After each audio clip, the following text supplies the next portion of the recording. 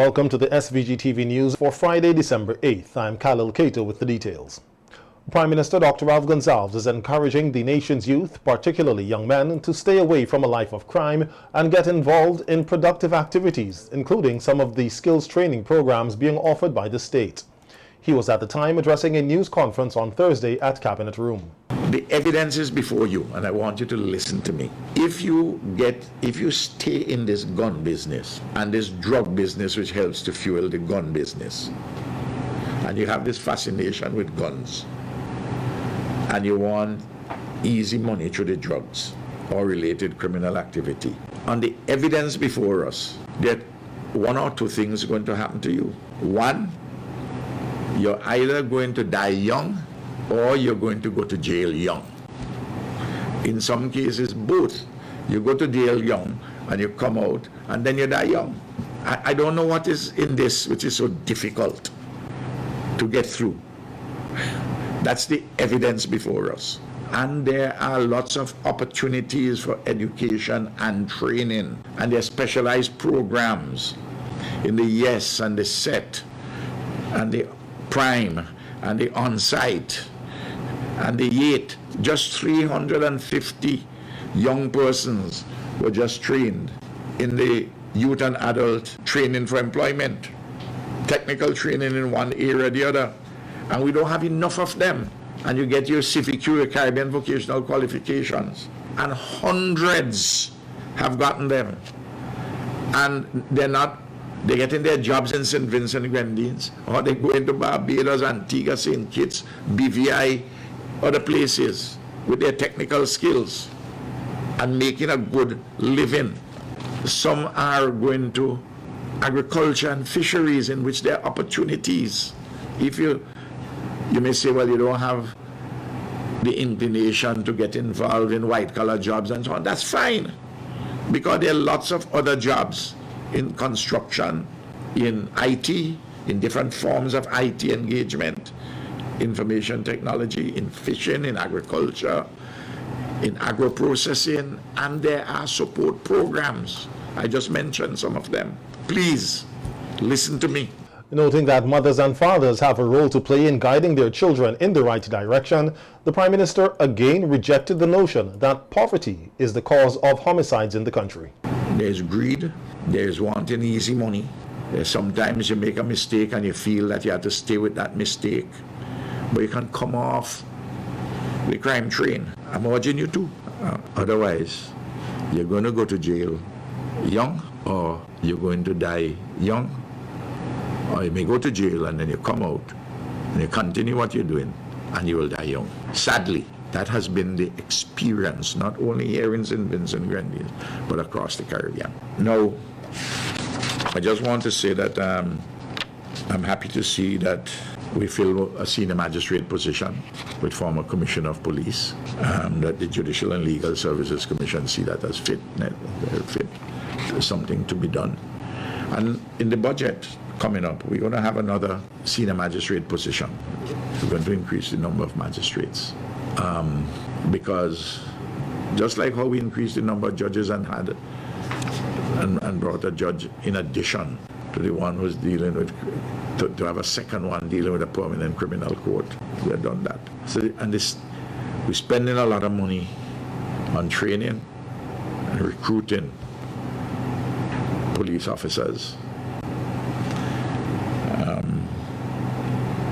And we all have to line up behind the Commissioner of Police, who has just been there for a short while, and everybody must give him his full support, those inside the police force and the rest of the community, because he's refining the strategy and taking certain steps, and we have to give him a chance to do this. The Royal St. Vincent and the Grenadines Police Force is also concerned with the social problems and criminal activities among the nation's youth. Addressing a crime prevention rally today at Heritage Square, Assistant Commissioner of Police with responsibility for crime, Trevor Bailey, said 58% of the persons who were murdered dating back to 2019 are youth below the age of 30. With St. Vincent and the Grenadines facing a serious issue with gun gun-related crimes and homicides. And with the recent release from the Ministry of Health that our young people between the ages of 17 to 25 have a very high infectious rate, the HIV virus. And with 54.8% of all of the murders committed in St. Vincent and the Grenadines between 2019 and 2023, all of the victims being 30 years and under. And I want to underscore that. 54.8% of all murders committed in St. Vincent and the Grenadines between 2019 and 2023, 54.8% of those victims were under the age of 30. It tells me that we have a serious problem with our youths and the choices that our youths are making. ACP Bailey challenged members of the Royal St. Vincent and the Grenadines Police Force to be the eyes and ears in their communities in ensuring that they are violence-free and criminals are sniffed out. Every police officer in St. Vincent and the Grenadines, we are from diverse communities. We covered the perimeter of St. Vincent and the Grenadines. Every single one of us have to be committed to this cause. So we know in our communities, we have heirs like everybody else. We ask the general public, we ask the civilians to assess us. What are we doing to assess ourselves? We have heirs just like them. We have eyes just like them. We have the same information that they possess. We need to come to the plate and pass the requisite information with regards to the persons who are involved in criminality, and let us together, let us stamp it out. So that is my challenge, one of my challenges this morning, to every member of the Royal St. Vincent and the Grenadines Police Force, to be an intelligence gathering officer and pass the requisite intelligence to the right channels for it to be actioned. The senior police officer further added that the police force is doing all it can to deal with the crime situation. However, the focus has to be on guiding the youths in the right direction. Organization, we place a lot of emphasis on our youths. And I see some school children, I see members of the police youth club here today. And I'm heartened to see that they are here to hear the message, to stay away from crime and violence. There is no need for the unwanted killing that is taking place in our land. Emphasis is being placed as well through our youth clubs. There are over 27 youth clubs in St. Vincent and the Grenadines. It means that we are focusing our attention in the right place. If the issue with crime and violence is with our youths, it tells me, Sergeant Billy, that your attention is well focused. And I urge you and your team and all of the different coordinators for the youth clubs to continue on the path and let us focus on our youths. Society, this is not an issue that can be addressed wholeheartedly by the police. Whilst we are charged with the responsibility of providing security for St. Vincent and the Grenadines, it is a partnership between the police and civil society. That is the only way in which we can bring to an end this ugly crime situation in St. Vincent and the Grenadines. Meanwhile, pastor of the Kingstown Baptist Church, Dr. Cecil Richards, said that the church should be one of the main partners in crime fighting in St. Vincent and the Grenadines. However, they are facing many challenges which are hindering their work. Use of forgiveness because we need it. To transmit value of peace to all men because we need it. The church transmit values of restraint rather than push vengeance. The Bible says, vengeance is mine, said the Lord. Stay away from that. The church pushes these values. The church pushes the value of acceptance and tolerance one with the other. I can go on and on, but the very values, my fellow Vincentians, the very values we need to build a resilient community and to build a nation that is not bereft with crime, the very values we need are propagated night and day by the church. For these reasons, the church is your primary partner in fighting crime. Because we are a social force, because we are a bonding instrument, and because we are an agency for value transmission, it places the church way up there to be effective. Today's crime prevention rally, exhibition and march was hosted by the Royal St. Vincent and the Grenadines Police Force in collaboration with the National Commission on Crime Prevention under the theme Building Resilience Communities Through Crime Prevention. And executive member of the Crime Prevention Unit, Sergeant of Police Stephen Billy, said the police force has to start from the community level to help with crime prevention. On WeFM's Cop Chat program, Sergeant Billy said in order for law enforcement officers to be effective, they must work to redirect the minds of the next generation from a life of crime and violence to one of better alternatives and possibilities. But the win that will come from the police organization has to also start from the community base.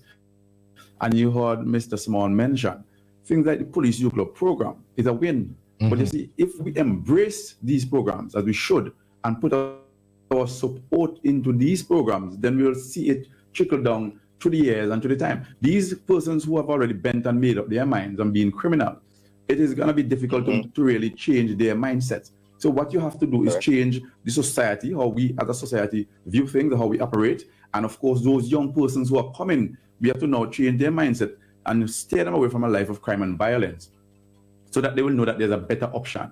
And the bandmanism and the guns and the violence is not the only way you settle your dispute. So we teach them conflict resolution and self-esteem. And that is also a problem, where persons in homes where they have been trampled by foot or underfoot. I heard the lady rightly said that when these young ladies, for instance, run away from home, we are quick as a society, oh, excuse the expression, a man they want to go meet and so all this kind of nonsense. And it hurts me. If I tell you it hurt me. And we go, the police go, they find them, bring them back, but they go back into some of the same situation that caused them to run away in the first place. What are we doing as a society? What are we doing as a Vincent public? What are we doing as parents? What are we doing as teachers? What are we doing as a Vincent society? Not what are we doing as a police force? The police officers didn't drop out of Mars. Police officers are a product of the community. And the community has to come together and recognize that police alone cannot stop crime. Sergeant Billy said people are using confidentiality as an excuse to do nothing about violence and crime, and that it's time for people to stop making excuses for criminals and begin to create a safe society for all by building resilient communities through crime prevention. The confidentiality thing, I think they can use it as an excuse. And I'm saying that, and here why I'm saying it. Majority of the police officers are confidential and good law-abiding police officers according to the rule. In every society, and then you might find person might not be. But I say to people, if you can't trust the police, you understand there's not a pastor, there's not a friend, there's not a member of your community, or GP, or somebody who you can pass that information to so that they can then pass the police without you. People using that as a reason not to do anything about crime and violence, when there are other avenues for which they can pass or process the information without their names being called or mentioned at all. And the information is still being handed down. And if intelligence gathered and it is proven to be so, it can effect an arrest. Persons can be, but yet people holding on and holding back and say, oh, the confidentiality of the police. I think that it is time that we move away from the excuses as a community, and I think that is one of the other things that we are making, excuses, and start really taking the bull by the horn. And the quicker we do it, it's going to be safer for our society. Because if we keep making excuses and pointing fingers and he to blame and she to blame and that is the cause and that is the reason, without doing our part, nothing will change. And the criminals will feel emboldened and empowered and brazenly in high daytime and other places, they just pull a gun and start shooting. You understand? But we have to nip it in the bud now, before you go over the hill. No, we have to come as a society. As part of the rehabilitation mandate and in an effort to encourage and reward good behavior among prison inmates, the prison department said the annual Christmas treat will commence at His Majesty's prisons and the Belle Correctional Facility. The activities are expected to run as follows. From Wednesday, December 13th to Tuesday, January 2nd, inmates at all facilities will be allowed snacks and fast food items from their relatives and friends on weekends only between the hours of 9 a.m. and 1 p.m. These can include KFC, Subway, rotis, etc. On Christmas Day, Boxing Day, and New Year's Day, between 9 a.m. and 3 p.m., home-cooked meals, including cake, will be accepted, along with non-alcoholic beverages, malts, Coca-Cola, Hyroon soft drinks, etc. But note that no homemade beverages will be accepted. Persons interested in bringing items for the inmates during this period are asked to contact the prisons department prior to dropping them off, as to ascertain that the inmate is eligible for these privileges, as inmates who are in breach of prison regulations will not be allowed to benefit from the initiative. Persons are also asked to note that all meals are subject to standard security checks and must be brought in disposable containers. At the end of November this year, there have been 33 new diagnosed HIV cases in the country, with 54 recorded last year. This is according to infectious disease specialist Dr. Jose Davy on the VC3 Roundtable Talk program. Generally, we run like a 30-something per year, so there is no anomaly. Bear in mind sometimes what happens when we're counting cases, it doesn't mean that everybody has come forward. What it means is that in the labs, they have documented these number of cases. But this is what can happen and probably did happen, especially earlier up in the 90s. I believe that persons perhaps went to one lab, got a test, went to another person, under another code, got another test. And the reason why I'm saying that, because if you look at our numbers, according to our numbers, we're supposed to have about 912 persons with HIV when you subtract the deaths.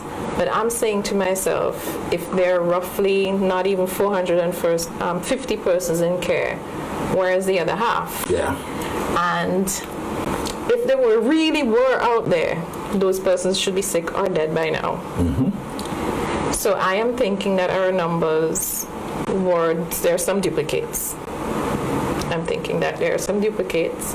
Nonetheless, we don't want to underestimate our numbers, because we know that there are persons who have not tested and they may be positive. So if we were to keep our 912 currently living with HIV, it may be close to reality, maybe a little less than that. So I would say that's where we are. Okay. So if you've had underreporting in a sense? No, I think we had overreporting earlier up.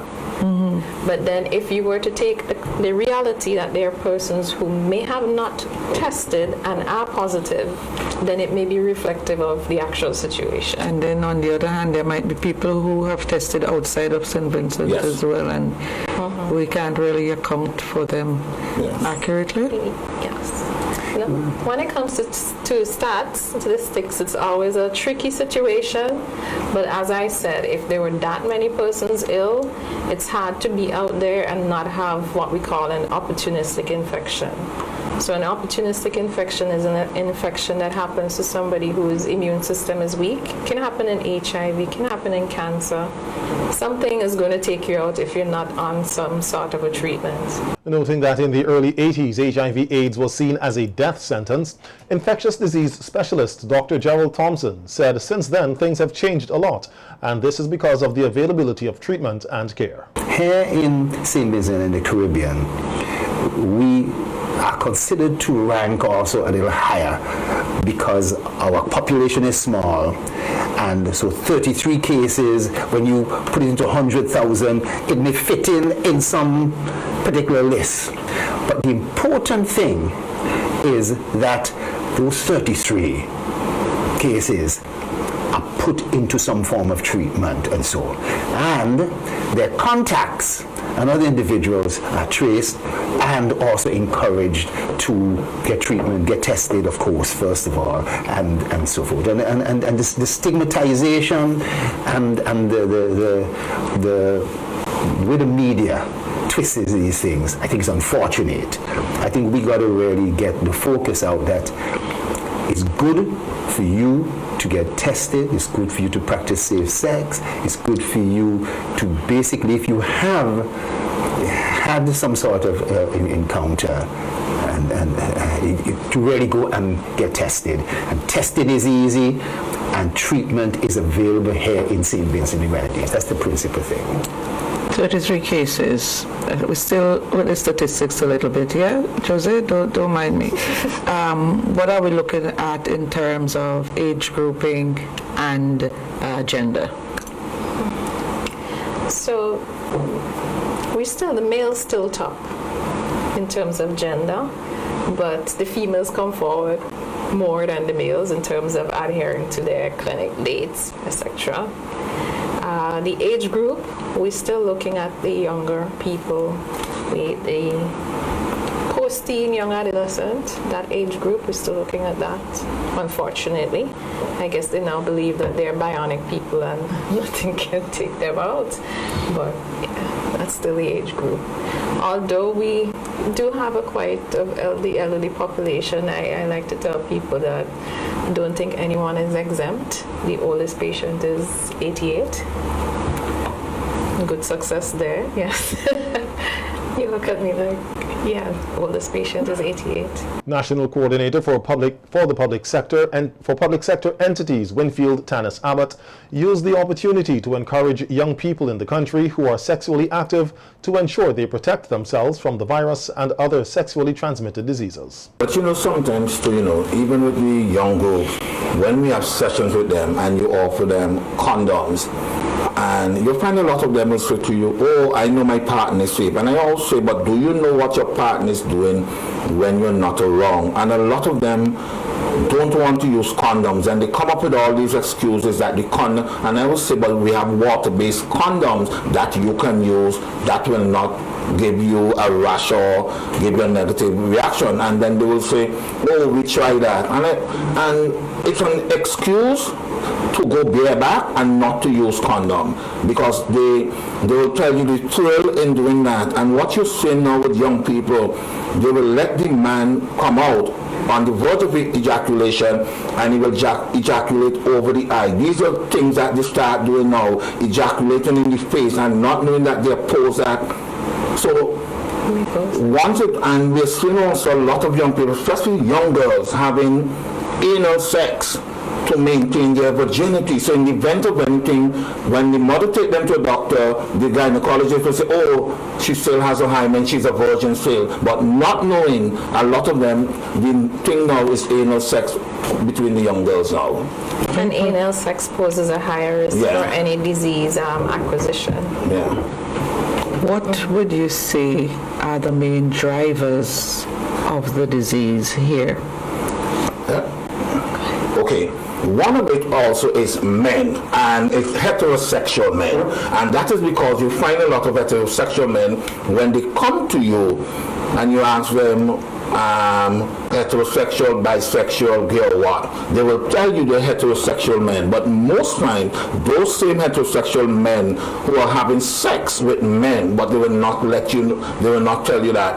But because of working in the community, you will hear them exchanging about their gay lifestyle and so forth. So if they come to me and say, when I say, are you gay, heterosexual, whom and whatnot, I cannot write down what they will say to me. Even if I know personally that they are gay, I can't put that on the paper. I have to put heterosexual, because that is what they say to me.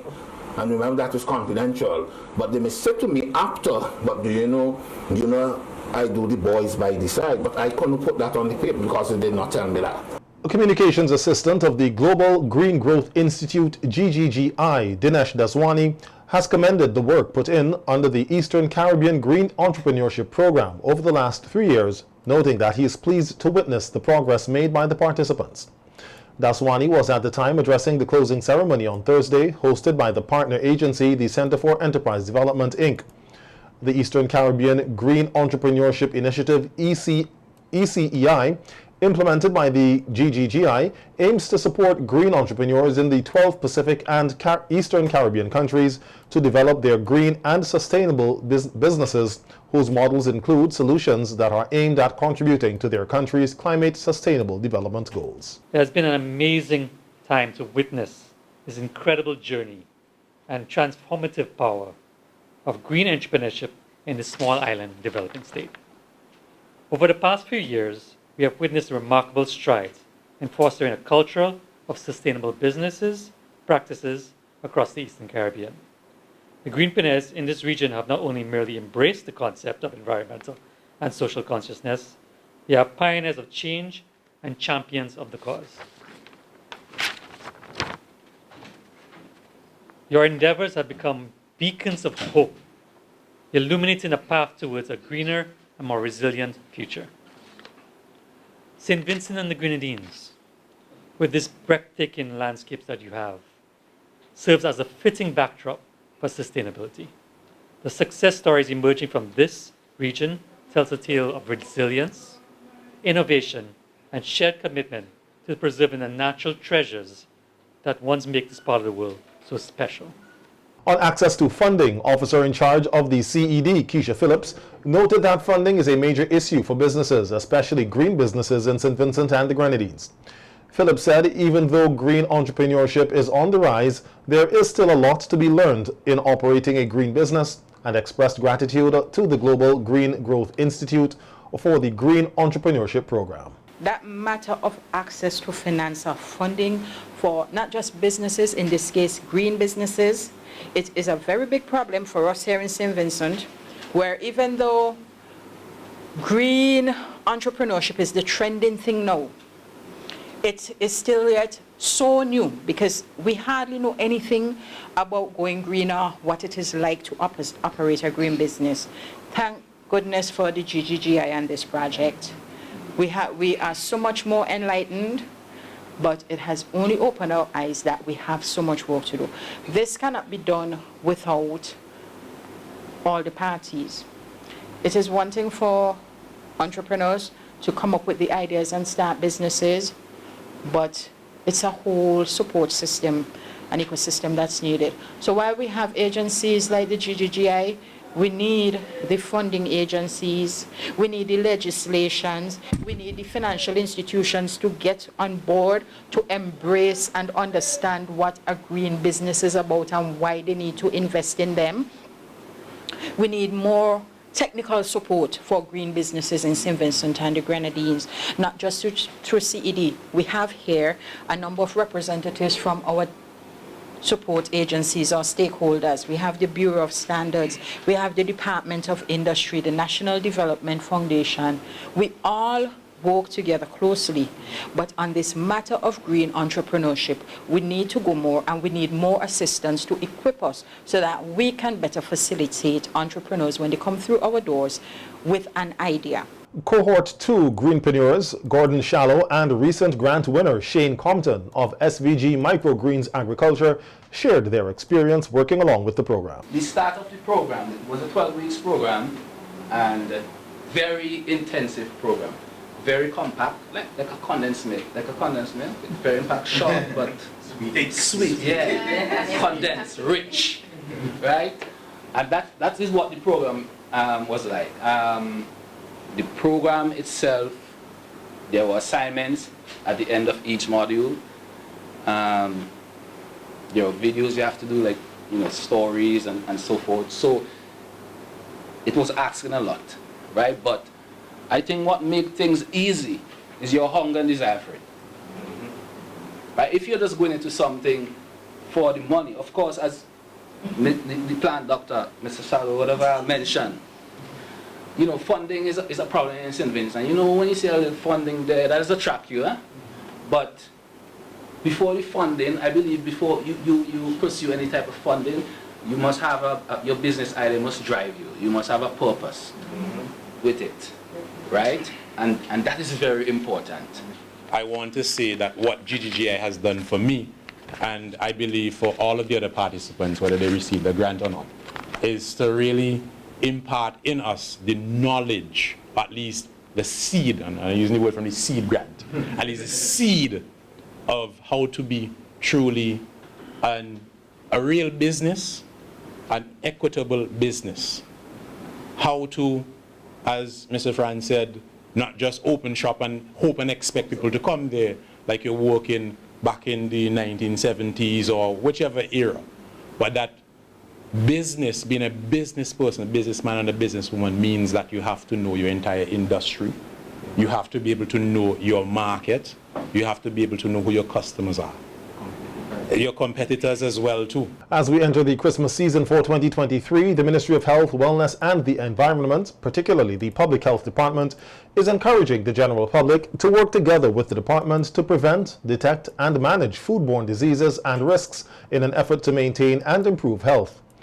The department says for 2023, the theme Safer Food, Better Health is adopted to encourage persons to practice safer food habits that will result in better health for all. Noting that there are multiple stakeholders who engage in food servicing at this time, the Public Health Department is asking that these 5 key food safety measures be observed and practiced. They include the use of safe water and raw materials, separating raw foods from cooked food, cooking food thoroughly, keeping food at safe temperatures, and keeping the surroundings and food contact surfaces clean.